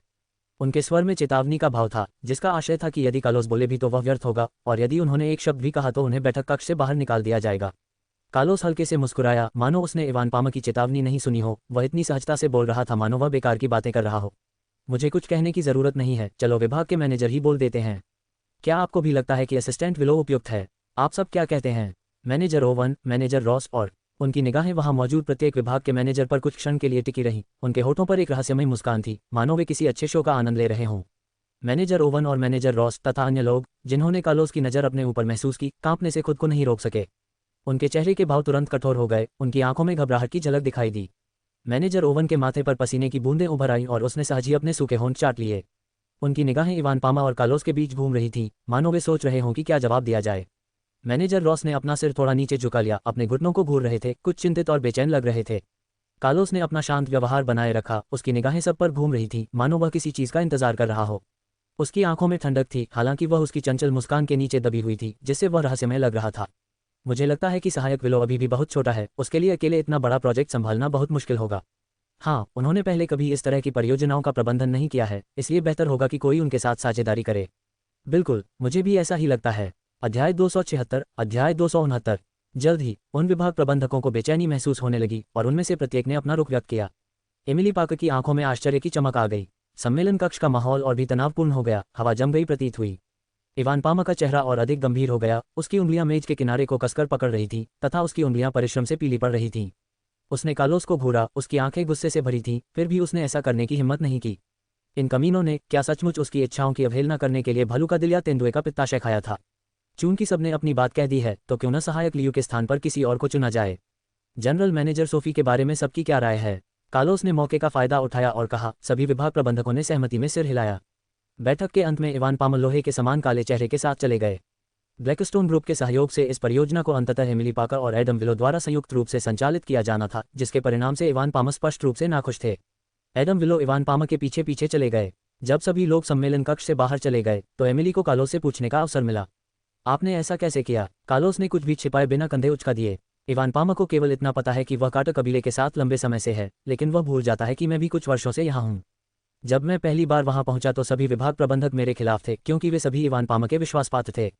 उस समय उन्होंने मुझे गंभीरता से नहीं लिया, क्योंकि मेरी छवि एक प्लेबॉय की थी, इसलिए किसी ने नहीं सोचा था कि मैं कोई परेशानी खड़ी कर दूंगा। हालांकि समय के साथ इन प्रबंधकों का रवैया धीरे धीरे बदल गया। वे सिर झुकाकर आज्ञाकारी व्यवहार करने लगे, कम से कम ऊपरी तौर पर तो, और अब मेरी बात का विरोध करने की हिम्मत नहीं करते थे। ये निश्चित रूप से कार्लोस के उत्कृष्ट कार्य कौशल के कारण नहीं था, क्योंकि वह हमेशा आलसी रहने के लिए जाने जाते थे। असली कारण ये था कि कार्लोस के अपने तरीके थे। यद्यपि वह एक प्लेबॉय था, लेकिन प्लेबॉय के भी अपने तरीके होते हैं। उन्होंने उन विभाग प्रबंधकों का रात्रिभोज पे और विभिन्न मनोरंजनों से मनोरंजन किया, यहाँ तक कि उनकी पत्नियों और गर्लफ्रेंड को उपहार भी दिए। जल्द ही उन्होंने इन प्रबंधकों के बारे में हर तरह की गंदगी इकट्ठा कर ली। कुछ ने रखेलें रखी, कुछ ने परियोजना निधि का गबन किया, सभी में कुछ न कुछ ऐसा था जो अकथनीय था। कार्लोस को इन मुद्दों की जानकारी थी, लेकिन उन्होंने तुरंत इन पर बात नहीं की, बल्कि चुप रहना ही बेहतर समझा। इवान पामा को इन मुद्दों के बारे में कमोबेश जानकारी थी, लेकिन उन्होंने हमेशा इस ओर आंखें मूंद लीं। आखिरकार ये विभाग प्रबंधक उनके विश्वासपात्र थे, अपनी स्थिति मजबूत करने के लिए उन्हें उनके समर्थन की आवश्यकता थी। वह हमेशा यही सोचते थे कि मैं भी अनजान हूँ, उन्हें यह एहसास नहीं है कि मैं बस सही मौके का इंतजार कर रही हूँ। कार्लोस ने अपनी बेफिक्री भरी मुस्कान बरकरार रखी, लेकिन उसकी आंखें बर्फीली थीं, जिससे रीढ़ में सिहरन दौड़ जाती थी। सम्मेलन कक्ष में प्रवेश करने से ठीक पहले कार्लोस ने उन प्रबंधकों को कुछ फाइलें भेज दी थीं। उन फाइलों की विषय वस्तु किसी भी विभाग प्रबंधक का दिल दहलाने के लिए पर्याप्त थी। उन्होंने स्पष्ट रूप से कुछ नहीं कहा, केवल एक सरल वाक्यांश जोड़ा, एमिली का व्यवसाय मेरा व्यवसाय है। वे कुछ शब्द किसी भी धमकी से अधिक प्रभावी थे। कार्लोस का कदम आकस्मिक लग रहा था, लेकिन वास्तव में शानदार था। उन्होंने इवान पामा का सीधे तौर पर विरोध नहीं किया, न ही उन्होंने विभाग प्रबंधकों से ब्लैकस्टोन के साथ सहयोग करने से इनकार करने की मांग की, बल्कि केवल एमिली को इस परियोजना में शामिल करने के लिए कहा। इस तरह इवान पामा को इन विभाग प्रबंधकों पर विश्वासघात का संदेह नहीं होगा, क्योंकि वह अभी भी उन पर प्रभाव बनाए हुए थे। दंपति ने एक दूसरे को जानकार मुस्कान दी, और तब एमिली को लगा कि शायद कार्लोस को अपना सहायक बनाना एक अच्छा विचार था। कार्लोस उसे कार्टर कबीले पर पकड़ बनाए रखने में मदद कर सकता है। इस बीच चेयरमैन के कार्यालय का दरवाजा जोर से बंद हो गया, मानो सारा गुस्सा बाहर निकल गया हो। इवान पामा ने क्रूर चेहरे के साथ अपनी टाई उतारी और उसे कठोरता से मेज पर फेंक दिया। उन्होंने अपना सूट जैकेट भी उतार दिया और उसे सोफे पर फेंक दिया, जिससे उसके नीचे की कुछ झुर्रीदार शर्ट दिखाई देने लगी। उसके चेहरे पर रोष झलक रहा था। एडम विलो पास ही खड़ा था, थोड़ा भौहें चढ़ाए, विचारमग्न दिख रहा था। उसकी आंखों में चिंता के भाव थे, मानो वह किसी महत्वपूर्ण बात पर विचार कर रहा हो। उन कृतज्ञों ने एमिली पाकर से लाभ उठाया होगा। मैं जानता था कि वह महिला बिल्कुल भी साधारण नहीं थी, इवान पामा ने कड़वाहट से कहा, उसकी आवाज़ में दांत पीसने वाला गुस्सा झलक रहा था। एक क्षण की शांति के बाद एडम विलो धीरे से बोला, अध्यक्ष महोदय, क्या इसका एमिली पाकर से कोई संबंध नहीं हो सकता? शायद ये कार्लोस ही है जिसने अपना कदम उठाया है। उनकी आवाज़ शांत थी, जो इवान पामा के गुस्से के बिल्कुल विपरीत थी। इवान पामा ने एडम विलो की ओर देखते हुए व्यंग्य किया, कार्लोस तो बस एक प्लेबॉय है, वह लोगों को बरगलाने के इन तरीकों को कैसे जान सकता है? यदि वह ऐसा कर सकता तो कार्टर कबीला बहुत पहले ही उसके हाथों में होता। ये निश्चित रूप से एमिली है। वह महिला एक लोमड़ी आत्मा है, बूढ़े और जवान दोनों उसके द्वारा पूरी तरह से मोहित हैं। बोलते समय इवान ने जानबूझकर एडम विलो की ओर देखा, उसकी आंखों में अर्थ छिपा था। जैसा पिता वैसा पुत्र, इवान पामा ने एडम विलो की भावनाओं को गहराई से समझा। जब ये घोषणा की गई कि एमिली और एडम विलो एक साथ इस परियोजना पर काम करेंगे, तो एडम विलो अपने शांत चेहरे के बावजूद इवान पामा से अपनी आंखों में खुशी नहीं छिपा सके। इवान पामा ने मन ही मन उपहास किया। उसने बहुत पहले ही एडम विलो के एमिली के प्रति मोह को देख लिया था, लेकिन उसने यह उम्मीद नहीं की थी कि एमिली इतनी दुर्जय होगी, जो कार्लोस और एडम विलो दोनों को मोहित कर लेगी। उसे एहसास हुआ कि इस बार उसने एमिली को कम आंका होगा, और कार्लोस की उपस्थिति ने उसके अभूतपूर्व संकट की भावना को और भी तीव्र कर दिया। एडम विलो चुपचाप खड़ा रहा, अब भी यह मानता रहा कि यद्यपि कार्लोस एक प्लेबॉय प्रतीत होता था, फिर भी वह साधनहीन नहीं था। लेकिन कार्लोस के बारे में उनकी समझ बहुत सीमित थी। उन्होंने सोफी पाकर के बारे में सोचा। सोफी पाकर के सपनों में कुछ रहस्यमय शक्ति थी, शायद वह उसे कार्लोस के बारे में और अधिक बता सकती थी। अध्याय 270। इस समय सोफी पाकर कॉफी शॉप में पहुंची ही थी। उसकी नज़रें आसपास के माहौल पर घूम रही थीं, और उसके मुंह के कोने थोड़े ऊपर की ओर मुड़े हुए थे, जिससे व्यंग्य का भाव प्रकट हो रहा था। ये कॉफी शॉप उसके लिए बहुत परिचित थी। ये वही स्थान था जहां वह और कार्लोस अपने सपने में ब्लाइंड डेट के लिए मिले थे। वह मन ही मन खुश हुई। उस सपने की बदौलत उसने कार्लोस के चंचल स्वभाव को पहले ही भांप लिया और एक अमीर परिवार की त्यागी हुई पत्नी बनने के दुखद भाग्य से बच गई। रेनी वाइट पहले से ही खिड़की वाली सीट पर प्रतीक्षा कर रही थी। उसका सिर नीचे झुका हुआ था, दोनों हाथ कसकर एक दूसरे से जुड़े हुए थे। वह कुछ घबराई हुई और असहज लग रही थी। जैसे ही सोफी पाकर पास आए, उसने देखा कि रेनी वाइट कितनी दुबली हो गई है। उसका कोलेजन से भरपूर चेहरा अब काफी दुबला हो गया था, और उसकी आंखें हल्की लाल थीं, मानो अभी अभी रोई हो। उसने एक सादा सफेद स्वेटर पहना था, जिसकी नेकलाइन थोड़ी खुली हुई थी, जिससे उसकी पतली गर्दन दिख रही थी। गहरे रंग की स्कर्ट के साथ वह कुछ कमजोर लग रही थी। रैनी, तुमने इतना वजन कैसे कम कर लिया? सोफी पाकर आगे बढ़ी, उसके स्वर में आश्चर्य और चिंता झलक रही थी। उसने धीरे से रेनी वाइट के कंधे पर थपथपाया। रेनी वाइट ने अपना सिर उठाया, उसकी आंखें हल्की लाल थीं। उसने सोफी पाकर का हाथ पकड़ा और बैठ गई। उसकी आवाज़ रुंध रही थी। सिस्टर सोफी पाकर, मुझे क्या करना चाहिए? भाई कार्टर मुझे नज़रअंदाज कर रहे हैं। मैंने उन्हें कई बार फ़ोन किया, लेकिन उन्होंने कोई जवाब नहीं दिया। आज सुबह यंग मास्टर मैनर ने मुझे ये कहते हुए नौकरी से निकाल दिया कि मेरी कार्यक्षमता अपर्याप्त है। उसका छोटा सा चेहरा शिकायत से भरा हुआ था। उसकी आंखों में आंसू भरे हुए थे, जो किसी भी क्षण गिरने को तैयार थे। अन्य स्नातकों की तुलना में रेनी वाइट हमेशा ईर्ष्या का विषय रही थी। उसे पहले कार्टर क्लैन में इंटर्नशिप करके आसानी से नौकरी मिल गई थी। उसके सहपाठी और रूममेट सभी उससे ईर्ष्या करते थे, लेकिन अप्रत्याशित रूप से इतने कम समय में ही उसे लगातार 2 बार नौकरी से निकाल दिया गया, तथा उसके बायोडेटा में इन रिकॉर्डों के कारण उसे अन्य साक्षात्कारों में बार बार अस्वीकृति का सामना करना पड़ा। अपने सपनों की प्रतिद्वंदी रेनी वाइट को ऐसी मुश्किल में फंसा देख सोफी पाकर की आंखों में एक प्रकार का दुख झलक उठा, लेकिन उसने तुरंत अपनी भावनाओं को छुपा लिया और सहानुभूति का दिखावा करते हुए कहा, क्या आप जानते हैं कि आपको बिना किसी कारण के क्यों बर्खास्त कर दिया गया? इसका एमिली से ज़रूर कुछ लेना देना होगा। वह यंग मास्टर मैनर की बहन लिलियाना मैनर के बहुत करीब है, उसने जरूर पीठ पीछे तुम्हारे बारे में बुरा भला कहा होगा। ये सुनकर रेनी वाइट ने धीरे से अपने होंठ काट लिए, उसकी आंखों में शिकायत की झलक दिखाई दी। वह मेरे साथ ऐसा क्यों करेगी? वह पहले ही भाई काटो को मुझसे चुरा चुकी है। मेरे पास कुछ भी नहीं बचा है। अंततः उसके आंसू रुक नहीं सके और मेज पर गिर पड़े। सोफी पाकर की आंखों में थोड़ी सी उपेक्षा थी, वह मन ही मन सोच रही थी, तस्क तस्क, कितना नाजुक फूल है। इसमें कोई आश्चर्य नहीं कि उसने पहले भी कार्लोस को अपनी उंगली पर लपेटा था। उसकी आंखों में तिरस्कार की झलक उभरी, लेकिन वह खुद को उलझन में पड़ने से नहीं रोक सकी। रेनी वाइट के प्रति कार्लोस का रवैया इतना नाटकीय रूप से क्यों बदल गया था? क्या ये सचमुच एमिली की वजह से हो सकता है? जैसे ही यह विचार उसके मन में आया, उसने तुरंत उसे खारिज कर दिया। उसके विचार में एमिली, जो उसकी ओर से ब्लाइंड डेट पर गई थी, वास्तव में कार्लोस जैसे प्रेमी का दिल कैसे जीत सकती है? यह उस बच्चे की वजह से होगा। मैंने तुम्हें पहले ही चेतावनी दी थी। एमिली एक बहुत ही दुर्जय महिला है। सोफी पाकर की आवाज़ में तीक्ष्णता का भाव था। मैंने तुमसे कहा था कि कार्लोस को नशीला पदार्थ दो ताकि तुम दोनों एक साथ आ सको, लेकिन तुमने मेरी बात नहीं सुनी। उसने अपनी ताज़ा परोसी गई कॉफ़ी उठाई, उस पर धीरे से फूंका और एक घूंट लिया। रेनी वाइट का चेहरा थोड़ा पीला पड़ गया, उसने अपना सिर नीचे कर लिया, उसकी उंगलियां मेज के किनारे को रगड़ते हुए बेचैन हो गईं, उसकी आवाज़ मच्छर की तरह नरम थी। उस तरह की दवा से बेहोशी आ जाती है। पिछली बार जब मैंने चुपके से इसका इस्तेमाल किया था तो मैं अस्पताल पहुंच गया था। मुझे चिंता है कि भाई काटो मुझ पर शक करेंगे। उसने अपना सिर उठाया, उसकी आंखों में झिझक का भाव था। सोफी पाकर ने व्यंग्यात्मक लहजे में कहा, उसकी आंखों में चालाकी की झलक थी। पिछली दवा बेअसर थी, इसलिए दूसरी कोशिश करो। उसने अपने बैग से एक छोटा सा डिब्बा निकाला और उसे धीरे से रेनी वाइट के सामने रख दिया। यह एक बहुत शक्तिशाली मतिभ्रमकारी दवा है, जिसमें एक पिनहोल कैमरा भी है। इसे कार्लोस के पे में मिलाने का अवसर ढूंढो। रेनी वाइट ने छोटे से बक्से को देखा, एक पल के लिए हिचकिचाया और धीमी आवाज में पूछा, लेकिन जब मैं उसे बाहर चलने के लिए कहता हूं तो वह नहीं आता। सोफी पाकर ने व्यंग्य किया, चिंता मत करो, मैंने तुम्हारे लिए सब कुछ व्यवस्थित कर दिया है। कुछ दिनों में एक पार्टी है और कार्लोस का उसमें आना निश्चित है। यदि आप कार्लोस को खोना नहीं चाहते तो आप वैसा ही करेंगे जैसा मैं कहूँगा। वह जानती थी कि रेनी उसकी इच्छा के विरुद्ध जाने की हिम्मत नहीं करेगी। रेनी वाइट ने बॉक्स उठाते हुए केवल सिर हिलाया। सोफी पाकर के मुंह के कोने थोड़े ऊपर की ओर मुड़ गए, जिससे एक चालाक और ठंडी मुस्कान दिखाई दी। उसने अपने हाथ में कॉफी का कप धीरे से घुमाया, कॉफी की लहरें उसकी आंखों में उग्रता को दर्शा रही थीं। वह मन ही मन सोचती रही, मूर्ख, तुमने सपने में मेरे आदमी को ले लिया। क्या तुम सचमुच सोचते हो कि मैं ईमानदारी से तुम्हारी मदद करूंगा? उसकी आंखों में निर्दयता की झलक दिखाई दी। एक बार तुम और कार्लोस वास्तव में एक साथ सो जाओ तो मैं ये सुनिश्चित करूंगी कि तुम दोनों की प्रतिष्ठा नष्ट हो जाए। उसकी आवाज़ धीमी और शक्तिशाली थी, प्रत्येक शब्द उसके दांतों के बीच से निकला हुआ था, जो षड्यंत्र से भरा हुआ था। इस समय रेनी वाइट को इस बात का पता नहीं था कि वह पहले से ही धनी वर्ग के भीतर सोफी पाकर के संघर्ष में एक मोहरा बन चुकी थी। एमिली और कार्लोस परिवार के साथ रात्रि भोज के बाद क्लाउड लेक विला लौट आए। श्रीमती कार्टर ने अपना मुंह पोंछा और एमिली को कोमल आंखों से देखा। एमिली, क्या आज काम पर तुम्हारे पहले दिन सब कुछ ठीक रहा? श्रीमती कार्टर के माथे पर चिंता की लकीरें थीं, उनकी आंखें गर्मजोशी से भरी थीं। एमिली मुस्कुराए, माँ, कार्लोस के साथ सब कुछ सुचारू रूप से चला। श्रीमती कार्टर ने अपनी भौहें थोड़ी ऊपर उठाईं, उनके स्वर में चिढ़ाने वाली बात थी। अगर वह कुछ गड़बड़ नहीं करता तो बहुत है। उसके गुस्से की नकल मत करो, तुम्हें अपने पिता और दूसरे विभाग के प्रबंधकों से ज्यादा सीखना चाहिए। भोजन के दौरान श्रीमती कार्टर ने देखा कि युवा जोड़े के बीच बातचीत सामान्य थी और उन्होंने मन ही मन आह भरी तथा मारिया से सहमति जताई कि एमिली और कार्लोस को अपने रिश्ते को बेहतर बनाने के लिए एक साथ अधिक समय बिताना चाहिए। इवान पामा खाने की मेज के दूसरे छोर पर बैठा था। मिसेस कार्टर की आह सुनकर उसने बस एक ठंडी सिसकारी भरी। मैं उस भूमिका को निभाने की हिम्मत नहीं करता। कुछ लोग तो मुझे अध्यक्ष के रूप में भी नहीं देखते। उसने अपने बर्तनों को कठोर गति से नीचे रख दिया, बर्तन मेज पर हल्के से टकरा रहे थे। कुछ ही दिनों में नए राष्ट्रपति का शपथ ग्रहण समारोह है। श्रीमती कार्टर ने इवान पामा की नाराजगी देखी और सहजता से विषय बदल दिया। नए राष्ट्रपति का जिक्र सुनते ही एमिली और कार्लोस की दिलचस्पी तुरंत जाग उठी।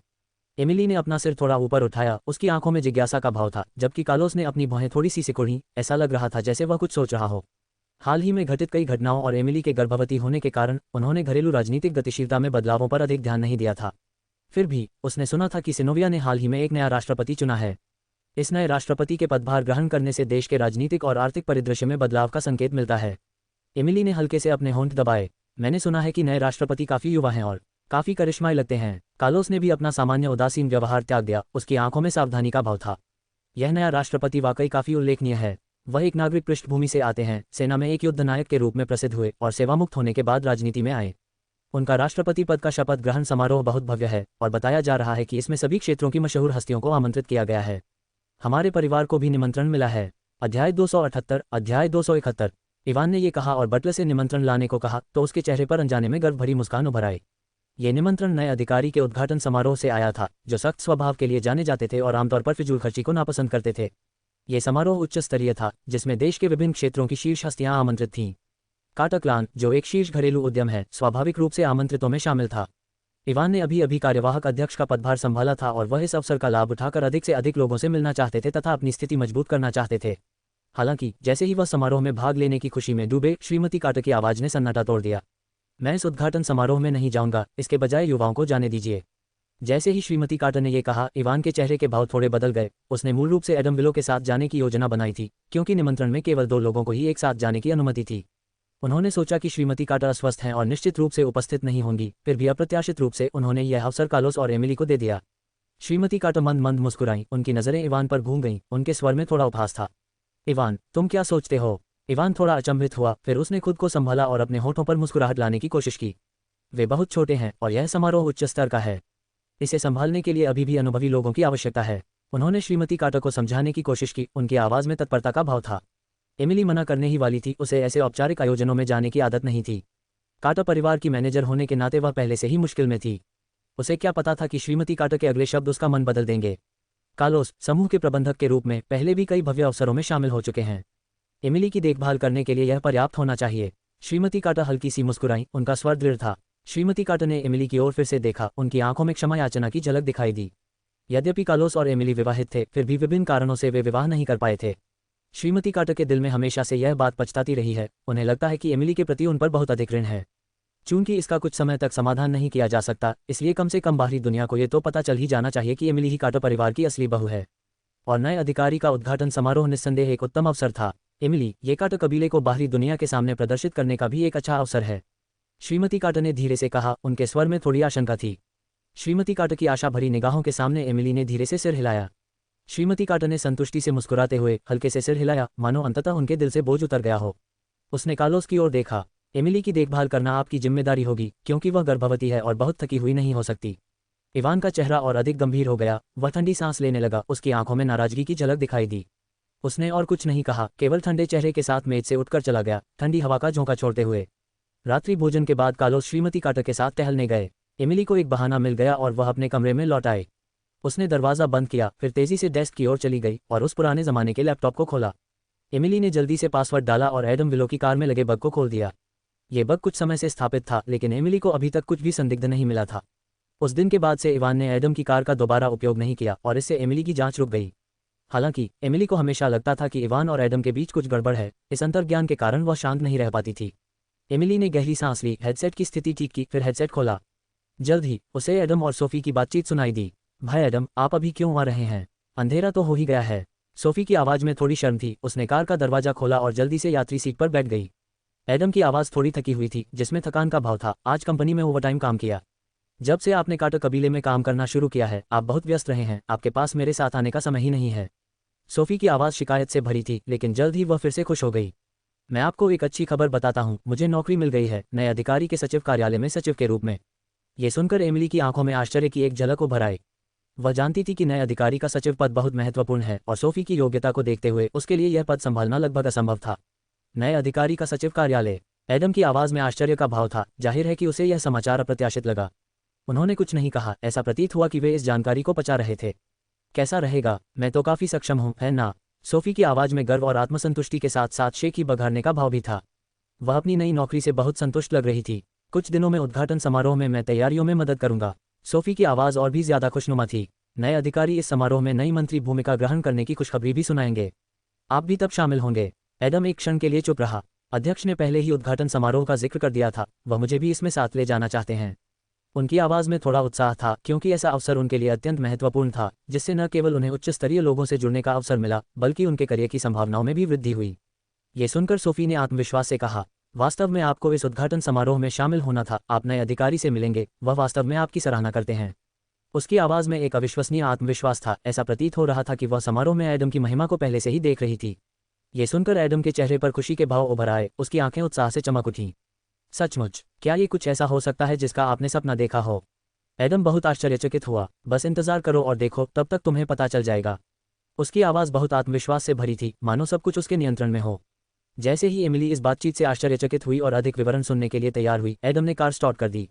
इंजन की गर्जना ने गाड़ी के अंदर की आवाज़ों को तुरंत दबा दिया। एमिली के ईयरफोन में केवल हल्की सी भिनभिनाहट रह गई। उसने थोड़ा सा भौहें सिकुड़ी। उसकी उंगलियां लैपटॉप कीबोर्ड पर धीरे से टैप कर रही थीं, बग के सिग्नल को समायोजित करने की कोशिश कर रही थी, लेकिन अब वह स्पष्ट बातचीत को रिकॉर्ड करने में असमर्थ थी। एडम और सोफी के बीच हुई बातचीत में कुछ अज्ञात रहस्य छिपे हुए प्रतीत हो रहे थे। खासकर सोफी को इस बात का इतना यकीन क्यों था कि एडम को नया अधिकारी पसंद करेगा। और जब आदम ने स्वप्न देखने का उल्लेख किया तो वह किस बात का उल्लेख कर रहा था। एमिली को स्पष्ट रूप से लगा कि इस मामले में कुछ गड़बड़ है, लेकिन फिलहाल उसे कोई सुराग नहीं मिल सका। ऐसा लगता है कि मुझे उद्घाटन समारोह में इसका उत्तर खोजना होगा, एमिली ने मन ही मन सोचा। अध्याय 279, अध्याय 272। कुछ दिनों बाद कार्टर कबीले में एमिली पाका का काम सुचारू रूप से चलने लगा। उद्घाटन समारोह के दिन कार्लोस ने एक खास तौर पर तैयार किया गया हल्के भूरे रंग का सूट पहना था, जिसका तीखा कट उनके लंबे और सीधे शरीर को पूरी तरह से उभार रहा था। कॉलर पर लगी चांदी की टाई थोड़ी सी लहरा रही थी, जिससे वह खासे उत्साहित लग रहे थे। जैसे ही वह एमिली से उसकी तैयारियों के बारे में पूछने वाला था, मारिया कार्टर अचानक बाहर कूद पड़ी और उसका रास्ता रोक लिया। उसने अपने हाथ जोड़े, आंखें झपकाईं और कार्लोस की तरफ गिड़गिड़ाते हुए देखा। भाई, मैंने सुना है कि आप और भाभी आज प्रथम मजिस्ट्रेट के उद्घाटन समारोह में जा रहे हैं। क्या आप मेरे लिए फर्स्ट मजिस्ट्रेट की कुछ तस्वीरें ले सकते हैं?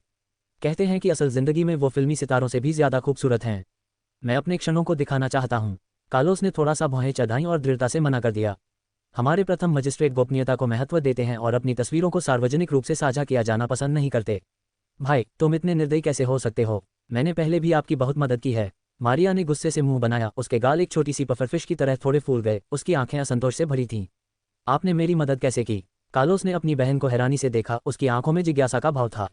मारिया का चेहरा कठोर हो गया। उसे एहसास हुआ कि उसने अपनी भाभी की अपने भाई को तलाक देने की योजना के बारे में लगभग बोल ही दिया था और उसे अभी भी इस बारे में कुछ पता नहीं है। वह सोच रही थी कि पर्ची को कैसे छिपाया जाए। उसकी आंखें चकरा रही थीं। वह अपनी घबराहट को छिपाने की कोशिश कर रही थी। इसी समय सामने वाले कमरे का दरवाजा हल्की चरमराहट के साथ धीरे से खुला। एमिली अलमारी से बाहर निकली और उसने तुरंत मारिया का ध्यान अपनी ओर आकर्षित कर लिया। मारिया का छोटा सा मुंह खुला का खुला रह गया। उसकी आंखें आश्चर्य से चौड़ी हो गईं और वह अपनी भाभी को घूरने लगी, मानो वह कोई अविश्वसनीय चमत्कार देख रही हो। कार्लोस भी देखने के लिए मुड़ा। इस समय वह आश्चर्यचकित हुए बिना नहीं रह सका। उसकी निगाहें आश्चर्य से भरी थीं। एमिली ने शायद ही कभी इतने औपचारिक कपड़े पहने हों, शायद समारोह के प्रति सम्मान के कारण या शायद कार्टर परिवार का सर्वोत्तम संभव तरीके से प्रतिनिधित्व करने की इच्छा के कारण उसने आज बहुत सावधानी से तैयारी की थी। गर्भवती होने के कारण उन्होंने मेकअप की एक हल्की परत लगाई थी, जिससे उनकी नाजुक विशेषताएं और भी अधिक सामंजस्यपूर्ण लग रही थीं। उसकी त्वचा और भी पारदर्शी लग रही थी, बिल्कुल सफ़ेद चीनी मिट्टी की तरह चिकनी और चमकदार। उसके गुलाबी होंठ बिल्कुल विपरीत थे, पके चेरी जैसे, जो उसके चेहरे पर चमक भर रहे थे। उसके लंबे बाल खूबसूरती से पिनअप किए हुए थे, जिससे उसकी पतली हंस जैसी गर्दन साफ दिखाई दे रही थी, जिसकी रेखाएं सुंदर और लंबी थीं, मानो किसी परिष्कृत कलाकृति की तरह। उसकी गर्दन और कान दोनों ही उत्तम मोतियों से सजे थे, जिनकी चमक उसकी त्वचा के साथ खिल रही थी, जिससे वह और भी कोमल और आकर्षक लग रही थी। सबसे अधिक आकर्षक था उनका हल्के बैंगनी रंग का मरमेड गाउन, जिसका किनारा खिले हुए बैंगनी फूल की तरह उनके कदमों के साथ धीरे धीरे फैल रहा था। गाउन का रंग उसके सुरुचिपूर्ण आचरण को उभार रहा था तथा उसका कट उसकी गर्भवती कमर और पेट को चतुराई से छुपा रहा था। उन्होंने अपने कंधों पर एक बैंगनी रंग का शॉल भी डाला हुआ था, जिस पर बारीक कढ़ाई की गई थी और जो प्रकाश में धीरे धीरे चमक रहा था, जिससे उनकी उपस्थिति एकांत घाटी में एक ऑर्किड के समान लग रही थी, जो लालित्य और परिष्कार को प्रदर्शित कर रहा था। कार्लोस की निगाहें एमिली पर टिक गईं। वह क्षण भर के लिए स्तब्ध रह गया। उसने एमिली को इतना उज्ज्वल कभी नहीं देखा था, मानो उसमें एक अनोखी चमक थी, जिससे उसके लिए नजरें हटाना असंभव हो गया था। इस बीच मारिया हक्की बक्की खड़ी थी और उसे आश्चर्य हो रहा था कि कैसे उसकी सामान्यतः विनम्र भाभी मेकअप के साथ इतनी आकर्षक लग रही थी। भाभी, आज तो आप सचमुच यहाँ सबसे सुंदर लग रही हैं। अपने भाई का ध्यान अपनी ओर से हटकर अपनी भाभी की ओर जाता देख मारिया ने राहत की सांस ली और तुरंत खुशामद करने लगी। एमिली ने धीरे से मुस्कुराकर मारिया की ओर स्नेह भरी नजर से देखा और हल्के से चिढ़ाते हुए कहा, तुम्हारा मन अब भी यहाँ भटकने को कैसे तैयार है? क्या तुमने मेकअप का काम पूरा कर लिया है? मारिया आश्चर्य से उछल पड़ी। उसका शरीर थोड़ा अकड़ गया। उसने जल्दी से हाथ हिलाया और फिर अपने कमरे में वापस भागी, बुदबुदाते हुए। अब मैं जा रहा हूँ। अपने कमरे में वापस आकर मारिया को होश आया। वह अपनी मेज पर बैठ गई, दोनों हाथों से अपनी ठुड्डी पकड़े हुए, बुदबुदाते हुए। यह अजीब है, भाभी को कैसे पता चला कि मेरा मेकअप का काम अभी भी अधूरा है? उसकी आवाज़ में थोड़ी उलझन थी। फिर उसने अपना सिर हिलाया और आह भरी और पहले अपना काम पूरा करने का निर्णय लिया, ताकि वह फिर से अपनी भाभी के हाथों न पकड़ी जाए। जैसे ही एमिली और कार्लोस बाहर निकले, ड्राइवर पहले से ही इंतजार कर रहा था। कार्लोस ने एमिली की बांह को धीरे से सहारा दिया, जिससे वह कार में सुरक्षित बैठ गई। कार धीरे धीरे हवेली से बाहर निकली। तभी इवान पामा हवेली से बाहर निकले। उन्होंने एक औपचारिक काले रंग का सूट पहना हुआ था, जिसके कॉलर पर एक अति सुंदर हीरे की टाई क्लिप लगी हुई थी, और वे असाधारण रूप से गंभीर दिख रहे थे। उसकी निगाहों में उदासी छाई हुई थी। उसके होठों पर हल्की सी ठंडी मुस्कान थी। उसने कार को दूर से एक छोटे से कण के रूप में देखा। पास में खड़ी एक गाड़ी की ओर मुड़ा, दरवाजा खोला और जल्दी से उसमें बैठ गया। उसने कार स्टार्ट की। उसके इंजन से गहरी आवाज निकली। फिर वह कार्लोस और एमिली की कार के पीछे पीछे जा रहा था और हवेली से बाहर निकल गया। कार्टर परिवार की कार आसानी से मजिस्ट्रेट मैनर के प्रवेश द्वार पर पहुंच गई। द्वार ऊंचा और भव्य था। सामने का चौक पहले से ही विभिन्न प्रकार की लग्जरी कारों से भरा हुआ था। प्रवेश द्वार पर बड़ी संख्या में सुरक्षाकर्मी तैनात थे, जो वर्दी पहने हुए थे, सतर्क निगाहें लगाए हुए थे, सुरक्षा उपकरण लिए हुए थे तथा प्रवेश करने वाले प्रत्येक वाहन और अतिथि की कड़ी सुरक्षा जांच कर रहे थे। ड्राइवर ने कार का दरवाज़ा खोला और कार्लोस सबसे पहले बाहर निकला। एमिली भी उसके पीछे पीछे नीचे आए। उसका हल्का बैंगनी रंग का मरमेड गाउन सूरज की रोशनी में धीरे धीरे चमक रहा था और उसका किनारा बहते हुए बैंगनी बादल की तरह लहरा रहा था। अध्याय 280। अध्याय 273। प्रकाश ऊंचे गोले के पेड़ों से छनकर आ रहा था, जिससे मजिस्ट्रेट की हवेली के प्रवेश द्वार पर एक गंभीर और राजसी चमक फैल रही थी। समारोह में आने वाली भीड़ में काफी हलचल थी तथा औपचारिक पोशाक पहने अतिथिगण बहुप्रतीक्षित उद्घाटन समारोह में भाग लेने के लिए उत्सुकता से मनों में प्रवेश कर रहे थे। हालांकि उत्सव के माहौल के बीच चुपचाप एक असंगत हंगामा उभर आया। भाई बेनेट ने शहर के कुछ शरारती लोगों को भीड़ के बीच से ले गए। उसके चेहरे पर कई चोट के निशान थे, जो कार्लोस के साथ पिछली बार में हुई मारपीट के अवशेष थे। आज रात उन्होंने एक काला सूट पहना था और उनकी टाई की गांठ भी बहुत अच्छी थी, फिर भी उनका उदास चेहरा विशेष रूप से स्पष्ट था। कार्लोस, आप वास्तव में अपनी निम्न श्रेणी की पत्नी को इतने महत्वपूर्ण अवसर पर लेकर आए हैं। क्या आपको डर नहीं है कि वह आपको शर्मिंदा कर देगी? भाई बेनेट रुक गए और कार्लोस को उत्तेजक निगाहों से देखने लगे। उनकी आवाज़ में उपहास भरा हुआ था। उसे याद आया कि पिछली बार पुलिस स्टेशन में कार्लोस ने उसके साथ धोखा किया था, जिससे वह लगभग जेल पहुंच गया था। यदि कोई उसकी पीठ को ढककर उसके चचेरे भाई डॉक्टर बेनेट को नीचे गिरने से न रोकता तो उसे बहुत अपमानित होना पड़ता। उस कठिन परीक्षा से मिले सबक के कारण उन्हें परिवार में अपमानित होना पड़ा, उनकी जेब खर्च छीन ली गई और उन्हें पारिवारिक व्यवसाय में काम करने के लिए मजबूर होना पड़ा। उन्होंने इस बदला को चुकाने की ठान ली। उनके साथ आए प्लेबॉय भी आक्रोश से भरे हुए थे। उनकी शानदार पोशाक उनकी आंखों में ईर्ष्या और क्रोध को छिपा नहीं पा रही थी। कार्लोस ने उनके वित्तीय रास्ते में से एक को बंद कर दिया था, जो उनके लिए अपने माता पिता की हत्या से भी अधिक क्रोधजनक था। इस समय कार्लोस को देखकर उनकी आंखें हत्या की मंशा से भर गईं। वे चाहते थे कि वे उसे टुकड़े टुकड़े कर दें। कार्लोस एमिली पाकर के सामने सीधा खड़ा था और जैसे ही उसने अपनी टाई ढीली की, रात की एक खूबसूरत परछाई उस पर पड़ रही थी। भाई बेनेट को एमिली पाकर का मजाक उड़ाते हुए सुनकर उसकी निगाहें तुरंत ठंडी हो गईं। उसके होठों पर एक हल्की सी मुस्कुराहट, एक ठंडी मुस्कान उभर आई। तो क्या आप मजिस्ट्रेट मैनर के प्रवेश द्वार पर कदम रखने की योजना बना रहे हैं? कार्लोस के शब्दों ने ठंडी हवा की तरह प्लेबॉयज के आभामंडल को तुरंत कमजोर कर दिया। उन्हें कार्लोस की पिछली लड़ाइयों की क्रूरता अच्छी तरह याद थी। उसकी मुट्ठियों में बहुत ताकत थी, जिससे वे अभी भी काम रहे थे। उन्हें अपने सिर के पिछले हिस्से में ठंडक महसूस हुई और वे अनायास ही आधा कदम पीछे हट गए। तुम्हें किस बात का डर है? क्या वह यहाँ लड़ाई शुरू करने की हिम्मत करेगा? भाई बेनेट ने उपहास किया। तभी अचानक कार्लोस की पीठ पर एक कोमल हाथ आया। एमिली पाकर ने धीरे से उसकी पीठ से लाई और उसने धीरे से कहा, वे बस पागल कुत्तों का झुंड है, उन्हें नजरअंदाज करो। हम यहाँ समारोह के लिए आए हैं, जानवरों से बहस करने नहीं। आप किसे जानवर कह रहे हैं? भाई बेनेट के शब्द बीच में ही कट गए। वह अपना आपा खोने ही वाला था कि उसकी नज़र कार्लोस के पीछे खड़ी महिला पर पड़ी। वह किसी पेंटिंग से निकली परी की तरह लग रही थी। उसके चेहरे के नैन नक्श बेहद खूबसूरत थे। उसकी भौहों में शीतल लालित्य की झलक थी, जो किसी के भी दिल की धड़कन को बढ़ा देती थी। भाई बेनेट वहीं पर जड़वत हो गए। उनकी आंखें बिना पलक झपकाए एमिली पाकर को घूर रही थीं। उसने हाल ही में सुना था कि कार्लोस ने शादी कर ली है। पुलिस स्टेशन में उसने एमिली पाकर पर ध्यान नहीं दिया था। उसे केवल एक सादे कपड़े पहने महिला के रूप में याद था और मन ही मन उसने सोचा था कि वह मंच के लिए योग्य है, जिसके कारण उसने पहले उसका मजाक उड़ाया था। फिर भी उसके सामने खड़ी महिला एक महान और संतुलित आभा बिखेर रही थी तथा उसके हर हाव भाव से एक निर्विवाद आकर्षण झलक रहा था। भाई बेनेट का दिमाग खाली हो गया। वह वहीं खड़े रहे और गुस्सा करने की अपनी पिछली मंशा को पूरी तरह भूल गए। जब तक कार्लोस और एमिली पाकर की आकृतियां धीरे धीरे लुप्त नहीं हो गईं, तब तक वह वास्तविकता में वापस आ गया। उसकी अभिव्यक्ति बहुत जटिल हो गई। उसके पीछे खड़े कुछ प्लेबॉय भी स्तब्ध खड़े थे। उनकी आंखें खुली की खुली रह गई थीं, मानो वे कोई अविश्वसनीय घटना देख रहे हों। भाई बेनेट, क्या वह महिला अभी कार्लोस की पत्नी थी? क्या आपने नहीं कहा था कि वह मंच के लिए योग्य थी? वह अद्भुत है। अंततः एक प्लेबॉय को होश आया। उसकी आवाज़ ईर्ष्या से भरी हुई थी। भाई बेनेट का चेहरा पीला पड़ गया। वह उस प्लेबॉय को घूरने लगे, लेकिन उन्हें कोई जवाब नहीं सूझा। उसने अवचेतन रूप से अपने चेहरे पर पड़े चोटों के निशानों को छुआ और उसके दिल में दबी हुई नाराजगी फिर से भड़क उठी। कार्लोस ने पिछली बार हमें बहुत नुकसान पहुंचाया था, हमें बदला लेना ही होगा। आज रात सही मौका है। मैंने सुना है कि मजिस्ट्रेट की इकलौती बेटी है। और बाद में? भाई बेनेट की आवाज़ धीमी थी। उनकी आंखों में एक दुर्भावनापूर्ण चमक थी। प्लेबॉयज ने सहमति में सिर हिलाया। उनके चेहरों पर धीरे धीरे भयावह मुस्कान फैल गई। एमिली पाकर के शब्दों और हाव भावों ने धीरे धीरे कार्लोस के गुस्से को दबा दिया और उसके पहले से तनावग्रस्त कंधे थोड़े ढीले पड़ गए। प्रवेश जांच पूरी करने के बाद वे हाथों में हाथ डाले जागीर के भव्य प्रवेश द्वार से अंदर गए। हवेली का आंतरिक भाग शानदार ढंग से सजाया गया था। क्रिस्टल के झूमर से हल्की रोशनी निकल रही थी, जिससे पूरा हॉल ऐसे जगमगा रहा था जैसे दिन का प्रकाश हो। मेहमान छोटे छोटे समूहों में बातचीत कर रहे थे, जिससे एक जीवंत तथा गंभीर माहौल बन गया। हालांकि अंदर जाने के कुछ ही देर बाद एमिली पाकर की नज़र दो परिचित आकृतियों पर पड़ी। उसका दिल थोड़ा बैठ गया और उसके कदम धीमे हो गए। उनमें से एक थी मिसेस पाकर। आज रात उन्होंने बहुत ही शानदार कपड़े पहने थे। उनके भरे पूरे शरीर पर एक महंगी चियोंगसम थी, जिस पर बारीक डिजाइनों वाली कढ़ाई थी और जो बेहद भड़कीली लग रही थी। उसके बाल ऊंचे बनाए गए थे। उन पर चमकदार नीलम का हेयरपिन लगा हुआ था। समय के निशान छिपाने के लिए उसके चेहरे पर भारी मेकअप किया गया था, जिससे वह और भी भद्दी लग रही थी। उस समय श्रीमती पाकर फादर पाकर के बगल में खड़ी थी। उनके चारों ओर अनेक अधिकारी और परिवार के सदस्य थे। सभी फादर पाकर की प्रशंसा कर रहे थे, जबकि श्रीमती पाकर गर्व के साथ उनकी चापलूसी का आनंद ले रही थीं। हाल ही में फादर पाकर ने मजिस्ट्रेट का पक्ष प्राप्त कर लिया था और उनका करियर फलने फूलने लगा, जिससे कई चापलूस उनके पास आ गए। वह भीड़ में प्रमुखता से खड़े होकर मुस्कुराए। श्रीमती पाकर ध्यान का केंद्र बनने की भावना से अभिभूत थी, तभी उनकी परिधीय दृष्टि एमिली पाकर पर पड़ी। उसकी आंखें तुरंत चौड़ी हो गईं, मानो उसे विश्वास ही नहीं हो रहा था कि उसने क्या देखा। उसकी अभिव्यक्ति अत्यंत अप्रिय हो गई, उसके होंठ धीरे धीरे कांपने लगे, मानो वह अपनी भावनाओं को नियंत्रित करने का प्रयास कर रही हो। हालांकि जब उसने एमिली पाकर के बगल में कार्लोस को देखा तो उसे कुछ याद आया और उसके होठों के कोने पर उपहास का एक निशान उभर आया। ओह, ये तो गौरैया है जो डाल पर बैठी है। श्रीमती पाकर की आवाज़ तीखी और उपहासपूर्ण थी, जो भारी व्यंग्य और तिरस्कार से भरी हुई थी। उसने जानबूझकर अपनी आवाज़ ऊंची कर दी ताकि आसपास के सभी लोग सुन सकें। उसकी निगाह एमिली पाकर पर ऐसे घूम रही थी मानो वह किसी बेकार वस्तु का निरीक्षण कर रही हो। वह घृणा से भरी हुई थी। एमिली पाकर ने थोड़ा सा मुंह बनाया लेकिन कुछ नहीं बोली। वह श्रीमती पाकर के स्वभाव को जानती थी, ऐसे माहौल में बहस करने से स्थिति और बिगड़ जाती थी।